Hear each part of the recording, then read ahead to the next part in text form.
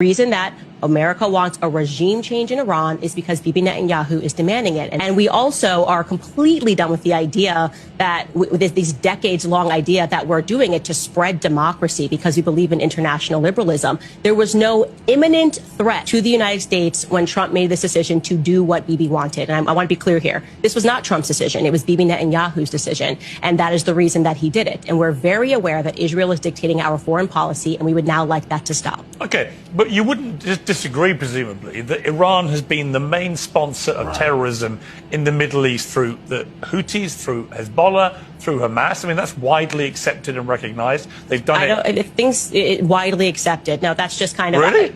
You don't think they have? Has been a terrorist state. Okay, Israel right now is imparting a genocide and a Holocaust on the Gazan people.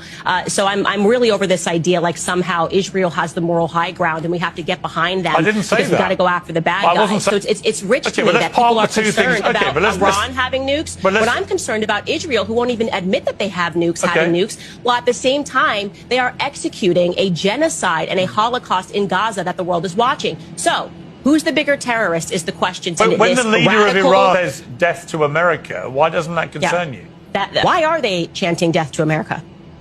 Maybe it has something to do with just like killing 1 million Iraqi civilians, okay, because Bibi Netanyahu on a congressional stage and said there are weapons of mass destruction, and we took that to the bank and there actually were no weapons of mass destruction, so we just killed 1 million. It could have something, I could be crazy, it could have something to do with our actions in the Middle East. We know that Bibi Netanyahu funded the al-Qaeda adjacent front because he wanted to overthrow Syria. Bibi Netanyahu funded Hamas. There is footage of Bibi Netanyahu saying this stuff on camera. So it's just so ridiculous to me to pretend that they're in some predicament, that they may be eradicated soon, which is why they have to keep funding all of these terrorist groups and then pretending that they're victims of terror, when in fact they are people that are imparting it worldwide.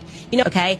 And again, these never-ending wars in the Middle East at the behest of Israel. Bibi Netanyahu is the one that called for Americans to invade Iraq, Libya, Syria, Afghanistan, and now Iran, and we've done it. And we're done with the BS of, okay, well, they weren't really involved, Israel, in Afghanistan, because even when we fight those never-ending wars, Israel wins. Everybody knows that our boys were out there in Afghanistan guarding poppy fields, okay? And do you know what happened after we allegedly, quote-unquote, lost in Afghanistan? What happened to all those poppy fields, those poppy flowers that our military was guarding? Well, the opioid crisis hit America via the Sackler family, who quite literally built the School of Medicine at Tel Aviv University. So we're just done, okay? And there's no way that we're going to go backwards. We're not going to allow you guys to emotionally condition us to go, oh, well, we got to protect Israel because of the Holocaust. It is over. They're imparting a Holocaust. America would like off this crazy train.